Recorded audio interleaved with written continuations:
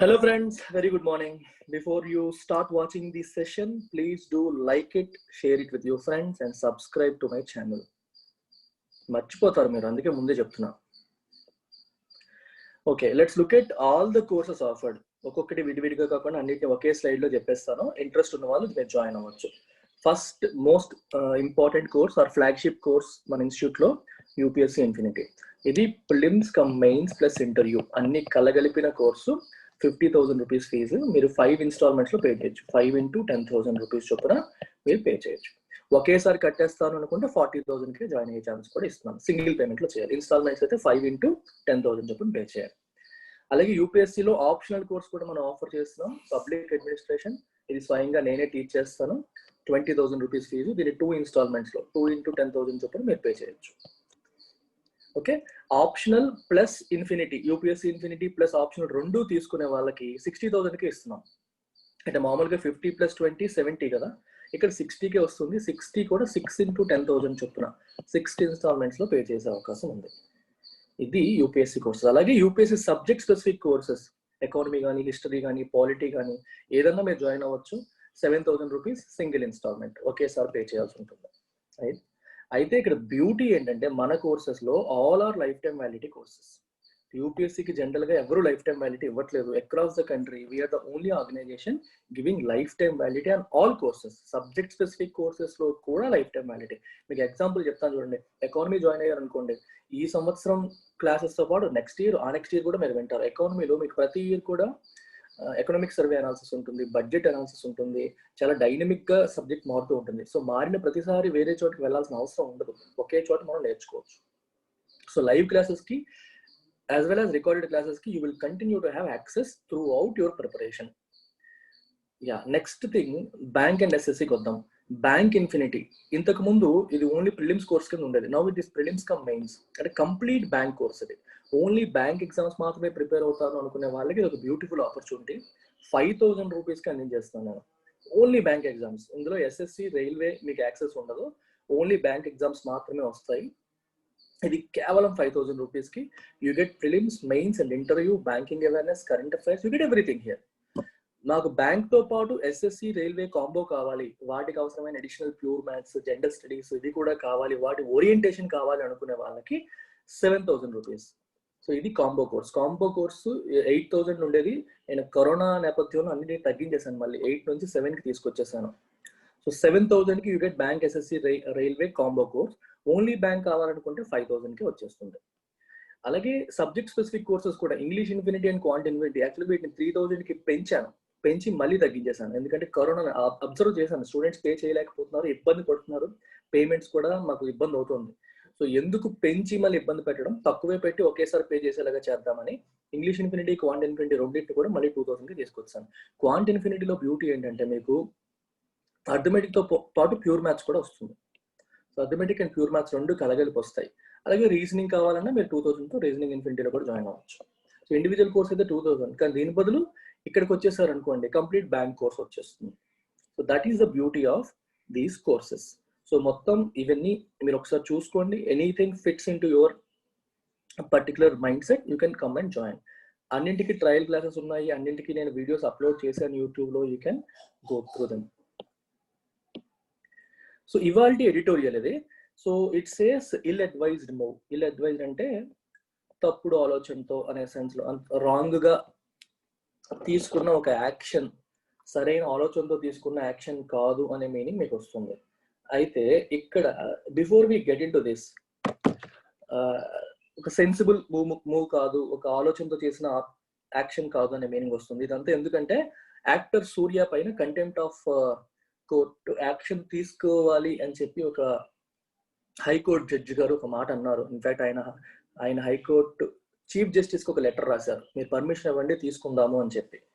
దానికి సంబంధించిన ఆర్టికల్ ఇది. Before we get into this, let's understand what is contempt of court. Contempt of court ని కొంచెం అర్థం చేసుకునే ప్రయత్నం చేద్దాం. Contempt of court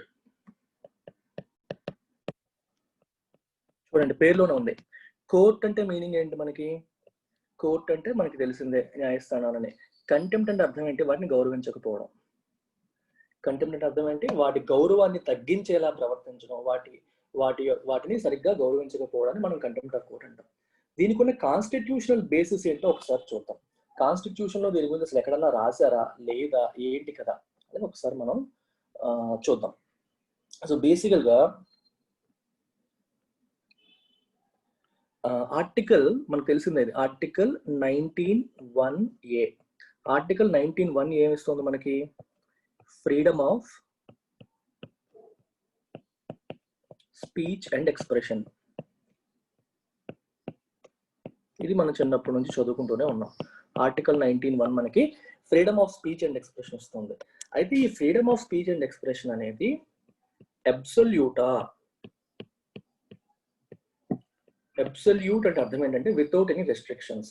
unlimited freedom మనకు ఉందా అంటే ఎవరినన్నా ఏదైనా మాట మనం అనేయొచ్చా? ఒకవేళ అనేయొచ్చు అనుకోండి, then you call it absolute. The freedoms enshrined in the Constitution in Article 19, they are not absolute. None of the freedoms are absolute. But what name antam? They are qualified. Qualified and అర్థం ఏంటి ఇక్కడ? They have restrictions, reasonable restrictions ఉన్నాయి. అంటే అన్ని freedoms కి కూడా restrictions ఉన్నాయి. ఇష్టం వచ్చినట్టు వాటి ఫ్రీడమ్ ఉంది, కానీ ప్రతి ఫ్రీడమ్ కి రెస్ట్రిక్షన్ ఉంది. అలా article 19(1)A freedom of speech and expression కి ఉన్న రెస్ట్రిక్షన్స్ ని ఆర్టికల్ 19(2)లో మెన్షన్ చేశారు. ఇందులో మెన్షన్ చేసిన క్లోజ్ టు 7-8 రెస్ట్రిక్షన్స్ ఉన్నాయి. వీటిలో one of the restrictions is contempt of courts. అంటే నాకు ఫ్రీడమ్ ఉంది అనే కారణంతో నేను కోర్ట్స్ ని దుర్భాషలు ఆడకూడదు. కంటెంప్ట్ ఆఫ్ కోర్ట్ ని ఎన్ని రకాలుగా అర్థం చేసుకోవచ్చు? ఫస్ట్ ఎన్ని రకాలుగా అర్థం చేసుకోవచ్చో చూడండి. కంటెంప్ట్ ఆఫ్ కోర్ట్ అనేది 2 రకాలుగా మనం తీసుకోవచ్చు. ఒకటి సివిల్ కంటెంప్ట్, రెండవది criminal contempt. Civil contempt of court అంటే అర్థం ఏంటి? Disobedience of court order. Disobedience of court order అంటే కోర్టు మనకి ఏదన్నా ఆర్డర్ ఇచ్చింది, అది మనం ఫాలో అవ్వలేదు. చూడండి, పలానా రోజు కోర్టు హాజరు కావాలని చెప్పింది, సమన్లు పంపింది, మీరు హాజరు అవ్వలేదు. అప్పుడు ఏమవుతుంది? It becomes civil disobedience of court order. ఇది కంటెంప్ట్ ఆఫ్ కోర్ట్ కింద వస్తుంది. సివిల్ కంటెంప్ట్ ఆఫ్ కోర్ట్ కింద వస్తుంది. అంటే కోర్టు ఆర్డర్ పాస్ చేసిన తర్వాత అది మనం ఫాలో అవ్వకపోతే, అంటే కోర్టు ధిక్కారం, కోర్టు ఆర్డర్ మనం ఫాలో అవ్వలేదు, దానికి ఇవ్వాల్సిన గౌరవం తనకి ఇవ్వలేదు, కాబట్టి కంటెంప్ట్ ఆఫ్ కోర్ట్ అవుతుంది. అది సివిల్ కింద వస్తుంది. ఇది కాకుండా ఇంకోటి ఉంది, ఇది న్యాయబద్ధమే. ఎందుకంటే కోర్టు చెప్పిన మాట వినకపోతే మరి వాళ్ళని పట్టించుకోలేదు అనుకోండి, ఏమవుతుంది? కోర్టులు అంటే ఎవరు పట్టించుకోరు. ఆ కోర్టు శిక్ష వేసింది, ఎవరు పట్టించుకోలేదు. కోర్టు రమ్మని చెప్పింది, ఎవరు పట్టించుకోవట్లేదు. ప్రజల దృష్టిలో న్యాయస్థానాల మీద నమ్మకం పోతుంది. కాబట్టి కంటెంప్ట్ ఆఫ్ కోర్ట్ ఉండాలి సివిల్ వరకు. క్రిమినల్ పరిస్థితి ఏంటి? క్రిమినల్ కి చాలా ఎక్కువ పాయింట్స్ రాశారు. చూడండి ఏమేమి రాశారు. క్రిమినల్ కి ఏం రాశారంటే, కంటెంప్ట్ ఆఫ్ కోర్ట్ అనేది ఏంటి?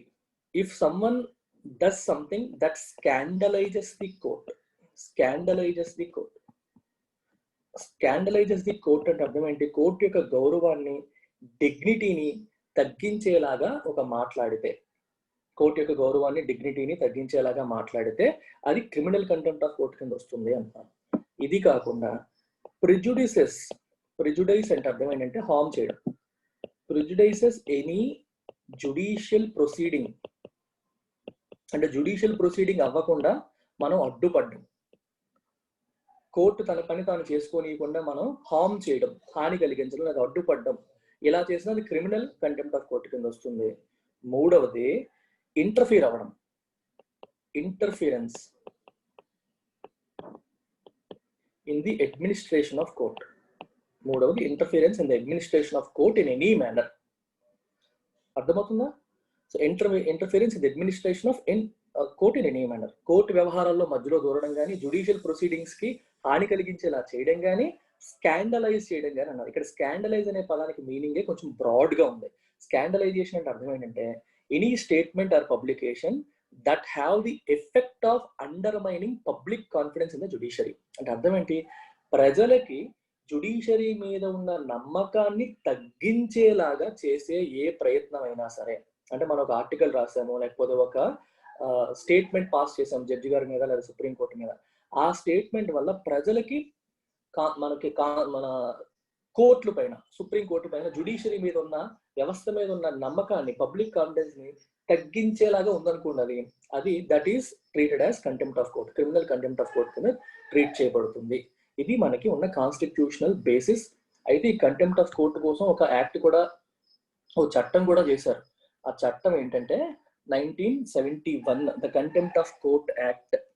The contempt of court act 1971. దీనికి పవర్ ఎక్కడి నుంచి వస్తుంది? కాన్స్టిట్యూషన్ నుంచి వస్తుంది. మనకి ఆర్టికల్ 19(2)లోనే కంటెంప్ట్ ఆఫ్ కోర్ట్ అనేది reasonable restriction of freedom of speech and expression కింద పెట్టారు. So the power of contempt of court, దానికి పనిష్ చేసే పవర్ అనేది కాన్స్టిట్యూషన్ నుంచి వస్తుంది. కానీ ప్రొసీజర్ అనేది ఈ యాక్ట్ లో మెన్షన్ చేశారు. కంటెంప్ట్ ఆఫ్ కోర్ట్ యాక్ట్ 1971 అనేది ఇందులో మెన్షన్ చేశారు. సో ఈ యాక్ట్ లేకపోయినా సరే కాన్స్టిట్యూషన్ నుంచి పవర్ అనేది ఉంది, అందులో డౌట్ ఏమీ లేదు.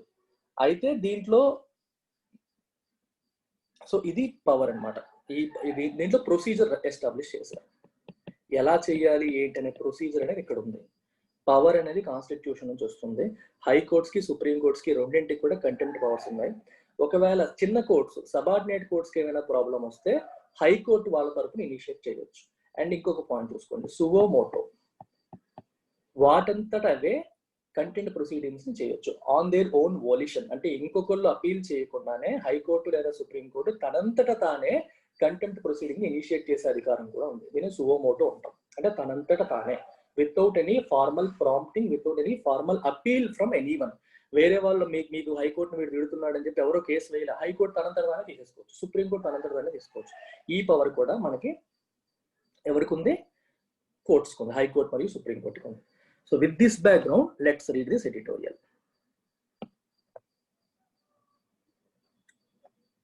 చూడండి, ఇల్ అడ్వైజ్ మూవ్ అంటే రాంగ్లీ, అంటే సరైన ఆలోచన చేయకుండా చేసిన ఒక పని అని అర్థం. Ill advised. By seeking contempt action for an innocuous comment, HC judge has set off controversy. Innocuous అంటే హార్మ్లెస్, అంటే ఒక హాని కలిగించని. యాక్టర్ సూర్య ఏదో ఒక మాట అన్నారు, దాంట్లో హార్మ్ లేదు, ఏమీ లేదు, దానికి కంటెంప్ట్ యాక్షన్ చేయాలని చెప్పి ఆయన ఈ హైకోర్టు జడ్జి ఏమో సీక్ చేస్తున్నారు, అడుగుతున్నారు. ఇలా ఎవరిని అడిగారు? హైకోర్టు చీఫ్ జస్టిస్ ని లెటర్ రాశారు, ఇతని పైన కంటెంప్ట్ యాక్షన్ తీసుకుంటాను, మీరు పర్మిషన్ ఇవ్వండి అని చెప్పి అడిగారు. అది ఎటువంటి కామెంట్కి? ఇన్నాక్యుయస్ కామెంట్. ఇన్నాక్యుయస్ అంటే హార్మ్లెస్ అని.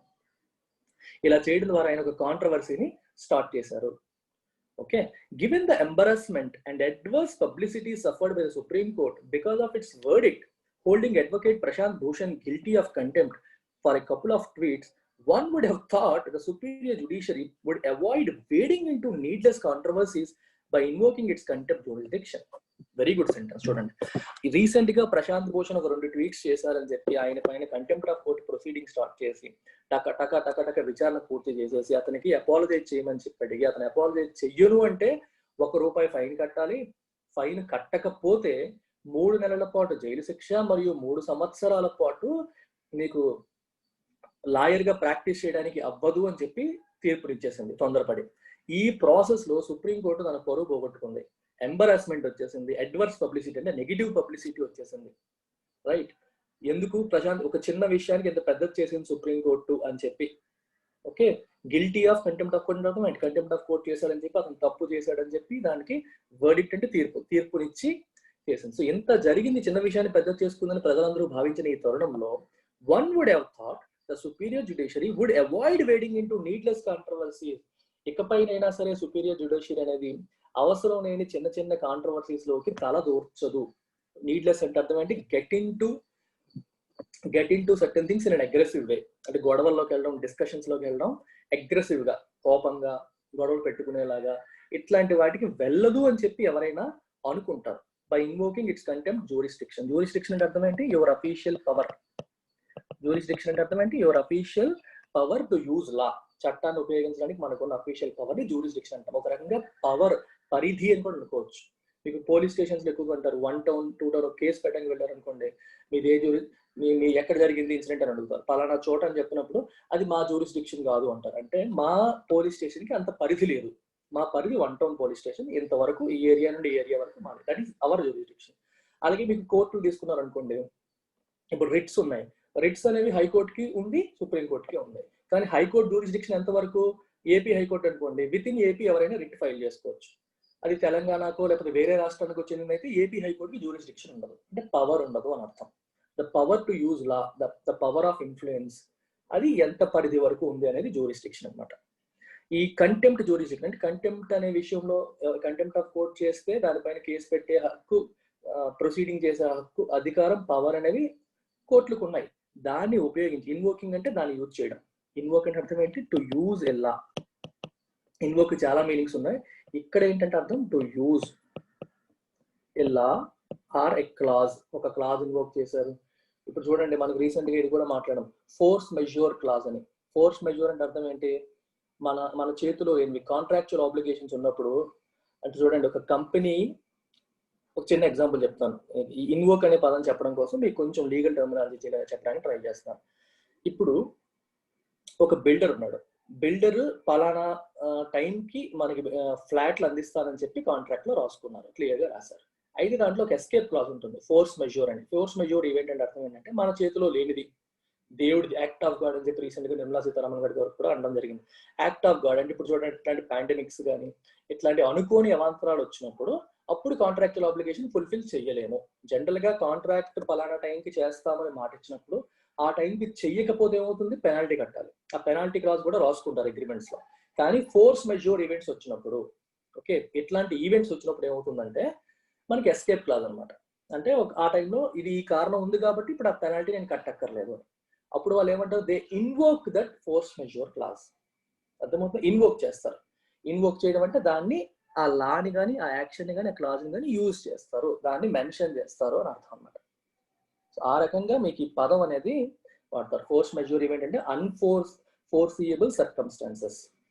చూడండి పదం, ఇది చాలా ఇంపార్టెంట్. ఎందుకంటే ఇప్పుడు మనకి ఈ పదాలన్నీ వింటున్నాం మనం.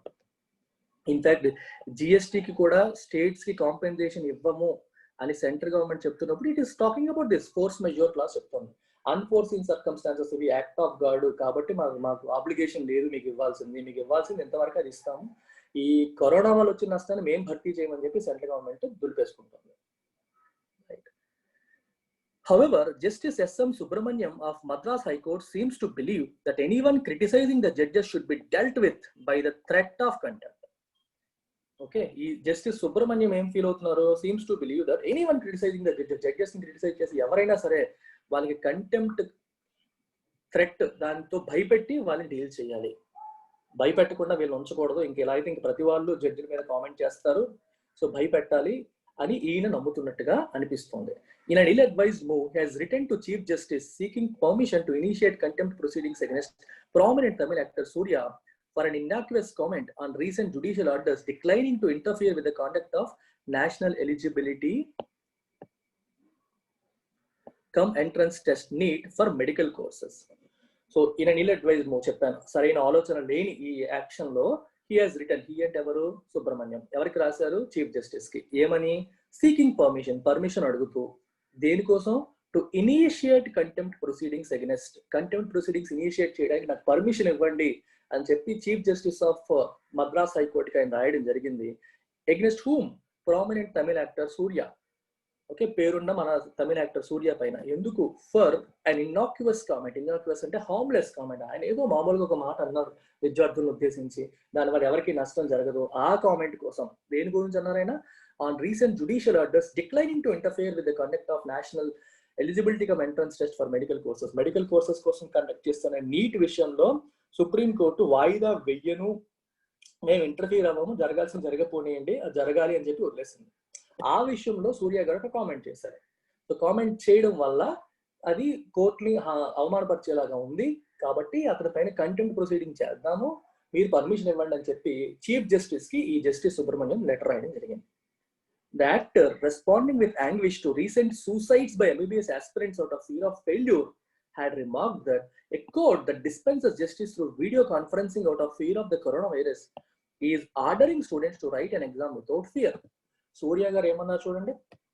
యాక్టర్ రెస్పాండింగ్ విత్ యాంగ్విష్ అంటే బాధతో ఆయన రెస్పాండ్ అయ్యారు. దేనికి? To recent suicides by MBBS aspirants out of fear of failure. Fail అయిపోతామేమో అన్న భయంతో ఉన్న ఎంబీబీఎస్ ఆస్పిరెంట్స్ చాలా మంది చనిపోతున్నారు, సూసైడ్ చేసుకున్నారు.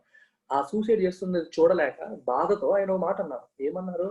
హి had remarked that a court that dispenses justice, dispense అంటే డెలివర్ చేయడం, జస్టిస్ ని వీడియో కాన్ఫరెన్స్ లో డెలివర్ చేస్తున్న court out of fear of the corona virus, ఎందువల్ల కరోనా వైరస్ వచ్చేస్తుందేమో, ఫిజికల్ గా మీటింగ్స్ పెడితే అని వీడియో కాన్ఫరెన్స్ల ద్వారా జస్టిస్ డెలివర్ చేస్తున్న కోర్ట్ అనేది is ordering students to write and exam without fear. భయపడకుండా ఎగ్జామ్స్ రాసేయండి అని చెప్పి ఆర్డర్ చేస్తోంది అని చెప్పి కామెంట్ చేశారు సూర్య. ఈ కామెంట్ కోర్టు యొక్క గౌరవాన్ని భంగం కలిగించేలా ఉంది, అండర్మైన్ చేసేలాగా ఉంది, పబ్లిక్ కాన్ఫిడెన్స్ ని కోర్టుల పైన ఉన్న నమ్మకాన్ని తగ్గించేలాగా ఉంది అని చెప్పి భావించి సుబ్రహ్మణ్యం గారు వాళ్ళ చీఫ్ జస్టిస్ కి కంటెంట్ ప్రొసీడింగ్స్ మనం ఇనిషియేట్ చేద్దాము, పర్మిషన్ ఇవ్వండి అని చెప్పి లెటర్ రాయడం జరిగింది. The judge claims that the actor had questioned the integrity and devotion of judges and that such a remark, if unpunished, would undermine the public trust in the judiciary.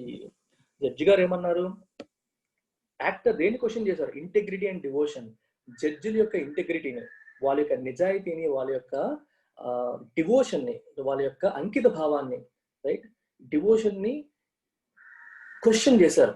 And అలాంటి remark, ఇట్లాంటి remark ని if unpunished, మనం punish చేయకుండా వదిలేస్తే would undermine the public trust in the judiciary, ప్రజలకి judiciary పైన ఉన్న నమ్మకాన్ని అది తగ్గించేస్తుంది. ఇలా అందరూ కూడా రావడం, కామెంట్ చేసేయడం, కోర్టుల పైన జడ్జిల పైన చేసేస్తే మనం ఊరుకుంటే ఇంక ఎప్పటికీ ఎవరైనా కోర్టుల పైన ఏదైనా చేసేసుకోవచ్చు అని చెప్పే భావజాలం వచ్చేస్తుంది. కోర్టు వ్యాఖ్యను పట్టించుకునే రోజులు పోతాయి. పబ్లిక్ కి కాన్ఫిడెన్స్ ఉన్న ట్రస్ట్ కానీ, గౌరవం కానీ, డిగ్నిటీ కానీ తగ్గిపోతుంది. అందుకని ఇనిషియేట్ చేద్దాం కంటెంప్ట్ రిమార్క్స్, కంటెంప్ట్ ప్రొసీడింగ్స్ అని చెప్పి ఈయన అంటున్నారు. It is only petulant resort to contempt law without necessary cause that would make the layman lose trust in courts. కానీ చూడండి, పెట్యులెంట్ అంటే అర్థం ఏంటంటే, ఈ పెట్యులెంట్ అంటే చూడండి, పీవిష్, పెట్యులెంట్ ఈ పదాలు వస్తుంటాయి ఎక్కువగా. ఇవన్నీ అంటే ఈజీలీ అనాయిడ్ అంటే చాలా తొందరగా కోపం వచ్చేది అనమాట. It is only petulant resort to contempt law, ప్రతిదానికి కోపం అయిపోయి కంటెంప్ట్ లాని యూజ్ చేసేయడం వితౌట్ నెసెసరీ సరైన కారణాలు లేకుండా. ఇలా చెయ్యడం వల్ల that would make the layman lose trust in courts. అలా చేస్తే కామన్ పీపుల్ కి కోర్టుల మీద నమ్మకం పోతుంది. అంతేగాని ఎవరో ఏదో అంటే మీరు వెంటనే ఎవరో ఏదో అనడం వల్ల నమ్మకం పోదు. ప్రతిదానికి మీరు రియాక్ట్ అయిపోయి మమ్మల్ని ఏం అనకూడదు, మమ్మల్ని అంటే మేము ఊరుకోమని చెప్పి ఇలా కేసులు పెట్టేస్తే అప్పుడు ప్రజలకి కోర్టుల మీద నమ్మకం పోతుంది అని ఈ స్టేట్మెంట్ అనమాట. అదొందా, it is only petulant resort to అంటే అటువైపు వెళ్ళడం, to adopt, to implement. Okay, general గా రిసార్ట్ అనేది ఎప్పుడు వాడతామంటే యాజ్ అ లాస్ట్ రిసార్ట్ ఇలా వాడుతుంటారు అనమాట. వేరే ఏది లేనప్పుడు అటువైపు వెళ్ళడం. చూడండి, for example, many of the private teachers today have resorted to selling vegetables in the absence of jobs. వాళ్ళకి జాబ్స్ లేకపోవడం వల్ల, స్కూల్స్ క్లోజ్ అయిపోవడం వల్ల they have resorted to selling vegetables. Resort అనే పదం ఎందుకు వాడాను నేను, యాజ్ ఎ లాస్ట్ రిసార్ట్. వాళ్ళకి వేరే ఆప్షన్ లేదు బతకడానికి, వేరే ఆప్షన్ లేక చిట్ట చివరి ఆప్షన్ కింద అటువైపు అలా వెజిటబుల్స్ అమ్మడానికి లేకపోతే టిఫిన్ సెంటర్స్ పెట్టుకోవడానికి వెళ్ళాలి. అది కావాలని వెళ్ళింది కాదు, వాళ్ళ టీచర్స్, వాళ్ళకి టీచింగ్ చేయడమే ఇష్టం, కానీ ఆప్షన్ లేక, అవకాశాలు లేక they had to resort to these sort of activities. అంటే తప్పు యాక్టివిటీస్ అని కాదు, కానీ అది కావాలని చేసింది కాదని అర్థం. రిసార్ట్ టు అనే పదాన్ని జనరల్ గా ఈ సెన్స్ లో వాడతాం. అయితే ప్రతిదానికి వాడేయడం, ఇక్కడ చూడండి, పెట్యులెంట్, ఈజీగా ప్రతిదానికి కోపం అయిపోయి కంటెంప్ట్ లాని వాడేయడం వితౌట్ నెసెసరీ కాజ్, కారణం అనేది లేకుండా చేయడం వల్ల that would make the layman అంటే మన normal people lose trust in courts. Trust, కోర్టుల పైన ఉన్న ట్రస్ట్ పోతుంది. No reasonable person who reads Mr. Surya's statement would construe it as contempt of court, as it does nothing more than state an obvious fact. A reasonable person, reasonable అంటే కొంచెం ఆలోచించే ఏ వ్యక్తి అయినా సరే, who reads Surya statement, సూర్య గారి statement ని చదివిన వాళ్ళు would construe it as contempt of court. construe అంటే ఇంటర్ప్రెట్, దాన్ని ఇంటర్ప్రెట్ చేయడం. ఏ రకంగా ఇంటర్ప్రెట్ అని అర్థం. అది కంటెంప్ట్ ఆఫ్ కోర్ట్ లాగా ఎవరికి అనిపించదు, ఎందుకంటే it does nothing more than state and obvious fact. బయటకు కనిపిస్తున్న ఒక నిజాన్ని చెప్పారు తప్పితే దాంట్లో కోర్ట్ ని అండర్మైన్ చేసే ప్రయత్నం ఎక్కడుంది? While the pandemic has resulted in virtual hearings, the court has allowed an examination involving 1.5 million students. Pandemic వల్ల హీరింగ్స్ అన్ని కూడా వర్చువల్ అయిపోయాయి. డైరెక్ట్ గా ఫిజికల్ గా మీటింగ్స్ కాకుండా అన్ని ఆన్లైన్ లో, వీడియో కాన్ఫరెన్సింగ్ లో ఇస్తున్నారు. కానీ ఒక 1.5 million అంటే 15 లక్షల మంది స్టూడెంట్స్ ఫిజికల్ గా ఒక సెంటర్ కి వెళ్ళి, అంటే డిఫరెంట్ సెంటర్స్ కి వెళ్ళి ఎగ్జామ్ రాయడానికి కోర్టు అలో చేసింది. సో కాబట్టి ఆ విషయాన్ని ఆయన స్టేట్ చేశారు. ఆయన కొత్తగా ఆయన చెప్పింది ఏం లేదు, ఉన్న విషయాన్ని ఆయన చెప్పారు. As pointed out by 6 former judges of the High Court in a letter to Chief Justice asking him not to act on Justice Subramanian's letter, the judge's construction of the actor's comments is off the mark. High court యొక్క 6 farmer judges ఒక letter రాశారు chief justice కి, ఏమని? Asking him not to act on justice Subrahmanyam letter. Subrahmanyam గారు letter చూసి మీరు act చేయకండి, contempt court initiate చేయకండి అని చెప్పి ఫార్మర్ జడ్జెస్ చాలా మంది అదే అంటున్నారు. ఇప్పుడు ప్రెసెంట్ ఉన్న వాళ్ళు ఎందుకు ఇంత కంగారు పడిపోతున్నారు? మీరు ఇలా ప్రతిదానికి రియాక్ట్ అవ్వడం వల్ల హైకోర్టు సుప్రీంకోర్టు మీద ఉన్న ప్రజలకు ఉన్న ట్రస్ట్ ఇంకా తగ్గిపోతుంది. ప్రతిదానికి కోర్టులు కూడా ఎంత తొందరగా అంటే ఇంపేషెంట్ బిహేవియర్ ఎందుకు వస్తుంది కోర్ట్స్ నుంచి? Why are courts being impatient? ఒక మాట అనగానే ఫీల్ అయిపోతూ ఎలాగా? డెమోక్రాటిక్ సిస్టమ్ లో వాయిస్ ఉండాలి. డెమోక్రాటిక్ సిస్టమ్ లో people should have voice. Voice ని సప్రెస్ చేసే విధానాలు ఏవి కూడా ఎంకరేజ్ చేయకూడదు. అది ఆటోక్రసీ అయిపోతుంది. ఇప్పుడు అది కోర్టు కావచ్చు, లెజిస్లేచర్ కావచ్చు, ఎగ్జిక్యూటివ్ కావచ్చు. ప్రభుత్వ విధానాలను వ్యతిరేకించడం తప్పు అనుకుంటే, లెజిస్లేచర్ తప్పు చేస్తే క్వశ్చన్ చేయడం కరెక్ట్ అనుకుంటే, జుడిషియరీ విషయంలో కూడా అది కరెక్ట్ అవుతుంది. సో కొంతవరకు జుడిషియరీకి మంచి చేసే విధానంలో మనం చేయొచ్చు. దాని యొక్క గౌరవాన్ని తగ్గించేలా కాకుండా జుడిషియరీలో ఉన్న తప్పును ఎత్తి చూపడం తప్పు కాదు అని చాలా మంది అంటారు. సో ప్రతిదానికి ఇలా కోర్టులు రెస్పాండ్ అవ్వడం వల్ల ఇంకా నమ్మకం పోతుంది. అంటే ఏమి అనకూడదా, సుప్రీంకోర్టు తప్పు చేసిన, జడ్జెస్ తప్పు చేసిన ఏమి అనకూడదా అనే భావజాలం వస్తుంది. That will undermine public trust in the judicial system అని చెప్పి కొంతమంది భావిస్తున్నారు. అందుకే కొంతమంది ఫార్మర్ జడ్జెస్ కూడా, పాత జడ్జిలు వాళ్ళు అన్నారు మీరు తొందరపడి యాక్ట్ చేయొద్దు అని. వాళ్ళు చెప్తున్నట్టుగా ఈ జడ్జి గారి కన్స్ట్రక్షన్ ఆఫ్ యాక్టర్స్ కామెంట్స్, అంటే యాక్టర్ కామెంట్స్ ని ఆయన అర్థం చేసుకున్న విధానం అనేది ఈజ్ ఆఫ్ ద మార్క్, అనుకున్నట్టుగా లేదు, కరెక్ట్ గా లేదు. ఆఫ్ ద మార్క్ అంటే అర్థం ఏంటి? ఆన్ ద మార్క్ అంటే ఆన్ ద స్పాట్ అంటే కరెక్ట్ గా అర్థం చేసుకున్నాడు, ఆఫ్ ద మార్క్ అంటే కరెక్ట్ గా అర్థం చేసుకోలేదు అని అర్థం. Besides, no one would believe that actor had interfered with any judicial proceedings through his comment or that it hindered the administration of the justice in any way. అర్థమవుతుందా? ఇక్కడ మీకు ఇందాకే చెప్పాను, స్టార్టింగ్ లో చెప్పాను, సివిల్ అండ్ మనకి civil ఒకటి. Civil అంటే అర్థం ఏంటి? కోర్టు ఆర్డర్ చేసాక ఫాలో అవ్వకపోవడం, ఇది ఆ కేసు కింద రాదు. రెండోది ఏంటి? క్రిమినల్. క్రిమినల్లో మనం 3 మాట్లాడుకున్నాం.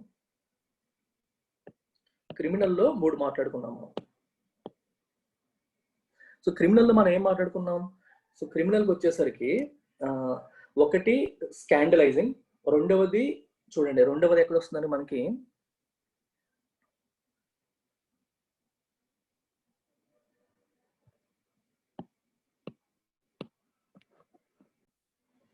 సో సివిల్ అనేది క్లియర్ మనకి. సివిల్లో ఏంటంటే వాళ్ళు చెప్పింది ఫాలో అవ్వకపోవడం, ఆ ప్రాబ్లం లేదు. రెండోది క్రిమినల్. క్రిమినల్లో 3 వస్తాయి. ఒకటి స్కాండలైజింగ్ ది కోర్ట్. స్కాండలైజింగ్ ది కోర్ట్ అంటే పబ్లిక్ ట్రస్ట్ ని అండర్మైన్ చేసేలాగా, ప్రజలకి వాళ్ళ పైన ఉన్న నమ్మకాన్ని తగ్గించేలాగా మాట్లాడడం కానీ, చెప్పడం కానీ, పబ్లికేషన్ ఇవ్వడం కానీ ఏదైనా. రెండవది చూడండి, ఇక్కడే రాశారు, రెండవది ఇక్కడ రాశారు, జ్యుడిషియల్ ప్రొసీడింగ్ ని ఇంటర్ఫీర్ అవ్వడం, జ్యుడిషియల్ ప్రొసీడింగ్స్ విషయంలో ఇంటర్ఫీర్ అవ్వడం. సో మూడవది జ్యుడిషియల్ ప్రొసీడింగ్స్ ఇంటర్ఫీర్ అవ్వడము. తర్వాత అడ్మినిస్ట్రేషన్ ఆఫ్ జస్టిస్ ని అడ్డుపడ్డం. ఓకే, జస్టిస్ అడ్మినిస్ట్రేషన్ విషయంలో అడ్డుపడ్డం. ఈ మూడిట్లో కూడా ఏది కాదు, ఈ రెండు ఎలాగూ కాదు, ఎందుకంటే ఇంటర్ఫీర్ అవ్వలేదు, అడ్మినిస్ట్రేషన్ ఆఫ్ జస్టిస్ లో అడ్డుపడ్డారు. సో ఒకే ఒక పాయింట్ ఏంటి? స్కాండలైజింగ్. ఈ స్కాండలైజింగ్ అనే దానికి బ్రాడ్ మీనింగ్ తీసేసుకొని ఏది తీసుకున్నా సరే పబ్లిక్ ట్రస్ట్ తగ్గిపోతుంది, ప్రజలకి జుడిషియరీ పైన నమ్మకం తగ్గిపోతుంది అనే బ్రాడ్ మీనింగ్ తీసేసుకుంటున్నారు. ఆ తీసుకోవడం అనేది ఆఫ్ ద మార్క్, అది కరెక్ట్ కాదు, కరెక్ట్ గా ఆయన తీసుకోలేదు అంటున్నారు. That a judge should show unbelievable alacrity in shooting off a letter to the Chief Justice within hours of the actor's statement being aired on television evidences an alarming level of intolerance towards criticism and a monarchical understanding of how courts ought to deal with public opinion. Very good sentence, chudandi. That a judge should show unbelievable alacrity. What is the meaning of alacrity? Alacrity ante cheerful enthusiasm, చాలా ఎక్కువగా interest చూపించడం, enthusiasm. ఎలాక్రిటీ ఎప్పుడు కనిపించినా మీకు ఇంకో పదం గుర్తురావాలి, reluctance. Reluctance అంటే ఇష్టం చూపకపోవడం, ఇంట్రెస్ట్ లేకుండా ప్రవర్తించడం. ఓకే, ఇంట్రెస్ట్ లేకుండా ప్రవర్తించడం రిలక్టెన్స్ అంటాం దాన్ని. అంటే ఇంట్రెస్ట్ లేకుండా ఉండడం. ఎలాక్రిటీ అంటే ఎక్సెసివ్ ఎంతూజియాజం, ఇమీడియట్ గా వెంటనే ఎక్సెసివ్ గా ఎంతూజియాస్టిక్ గా బిహేవ్ చేయడం. దేంట్లో? In shooting of a letter to chief justice. Immediate గా చీఫ్ జస్టిస్ లెటర్ రాసేస్తారు within hours of the actor statement being aired on television. Television లో ఆయన స్టేట్మెంట్ ఎలా వచ్చిందో లేదో విత్ ఇన్ అవర్స్ ఆయన చీఫ్ జస్టిస్ కి వెంటనే లెటర్ రాసేసారు. ఎవిడెన్సెస్ అలా చేయడం అనేది సర్వ్స్ యాజ్ అన్ ఎవిడెన్స్, ఒక సాక్ష్యంలా కనిపిస్తుంది. దేనికి? And alarming level of intolerance towards criticism. Criticism పట్ల పెరిగిపోతున్న ఇంటాలరెన్స్. అంటే ఎవరైనా మనల్ని క్రిటిసైజ్ చేస్తే దాన్ని భరించలేకపోవడం, అది ఏ లెవెల్కి వెళ్ళిపోయింది? అలార్మింగ్ లెవెల్, అంటే వర్రీయింగ్ లెవెల్. అది కరెక్ట్ కాదు. క్రిటిసిజం ని భరించలేకపోవడం అనేది డెమోక్రసీలో ఉండకూడదు, right? And a monarchial understanding of how courts are to deal with public opinion. Monarchial అంటే మొనార్కీ లాగా రాచరికపు అండర్స్టాండింగ్. రాచరికంలో ఎలా ఉండేది, కోర్ట్స్ పబ్లిక్ ఒపీనియన్ తో ఎలా డీల్ చేయాలి అనేది డెమోక్రాటిక్ అండర్స్టాండింగ్ లా లేదు, ఇక్కడ రాచరికపు అండర్స్టాండింగ్ లాగా ఉంది.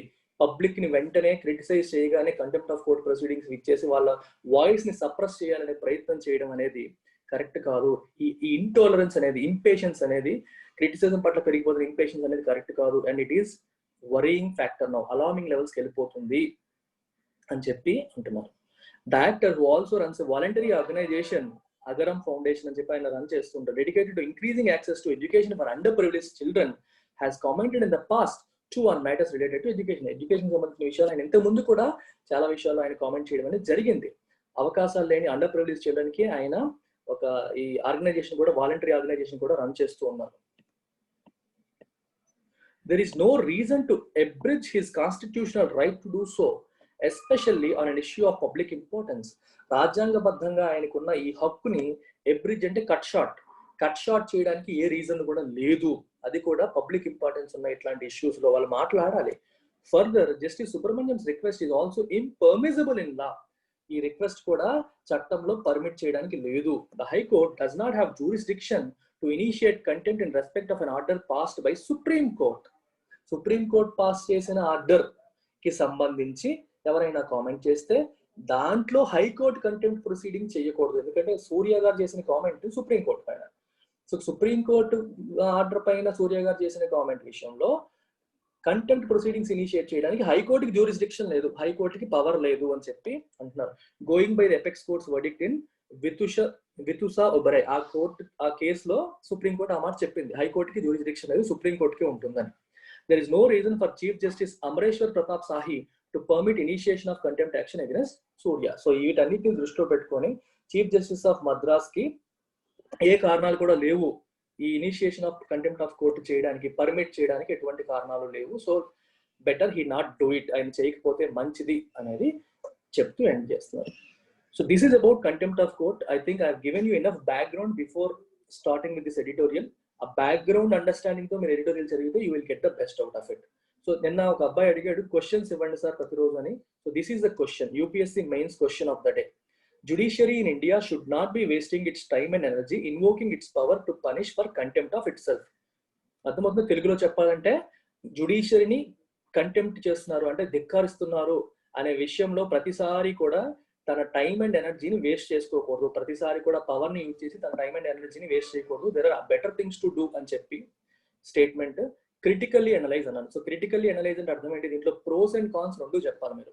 అంటే దీనికి ఆర్గ్యుమెంట్స్ మీరు పాజిటివ్ గానే చెప్పాలి, నెగిటివ్ గానే చెప్పాలి. సో స్టేట్మెంట్ ని సపోర్ట్ చేస్తూ కొన్ని ఆర్గ్యుమెంట్స్ రావాలి, స్టేట్మెంట్స్ ని వ్యతిరేకిస్తూ కొన్ని ఆర్గ్యుమెంట్స్ రావాలి, చివరిగా మీరు కన్క్లూజన్ ఇవ్వాలి. మీరు ఆన్సర్ రాసి కామెంట్ సెక్షన్ లో పెట్టండి, యూట్యూబ్ లో నేను కరెక్ట్ చేస్తాను. అందులో కరెక్టా తప్ప ఎలా రాశారు, ఇంకా ఏం మార్పులు చేయాలి, I will respond to you there. Right big answers 250 words లో రాయండి, లేదా 250 వర్డ్స్ లో రాయండి. కాన్స్టిట్యూషనల్ ప్రావిజన్స్ మెన్షన్ చేయండి, కంటెంప్ట్ లా గురించి రాయండి, వివిధ దేశాల్లో కంటెంప్ట్ లాస్ ఎలా ఉన్నాయనేది కూడా మెన్షన్ చేస్తే మీకు మంచి మార్క్స్ పడతాయి. వేరే కంట్రీస్ లో దీన్ని ఎలా ట్రీట్ చేస్తున్నారు, డెమోక్రసీతో లింక్ చేయండి, కంటెంప్ట్ ని డెమోక్రసీతో లింక్ చేయండి. ఇవన్నీ కూడా arguments against contempt of court. అలాగే in favour of contempt of court కూడా కొన్ని ఆర్గ్యుమెంట్స్ రాయండి. Thank you guys.